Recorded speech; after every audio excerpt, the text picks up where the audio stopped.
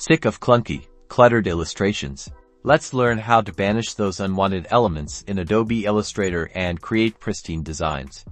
This is a super easy skill to master and will instantly improve the look of your projects. First, we're going to open up Adobe Illustrator and your chosen artwork. We can also create a new document. The very first, most common method of deleting is super simple: selecting and deleting if an object is entirely unwanted.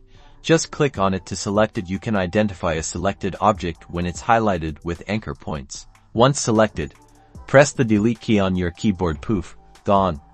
Now for some shapes inside our objects, and with selection tools. When removing parts of an object, we can use the various selection tools located in the toolbar. For example, using the direct selection tool, we can select just parts of an object. Using the direct selection tool, we select the line that overflows the box. You can now edit or delete this object. Press delete on your keyboard to get rid of it, completing our artwork. And that's it.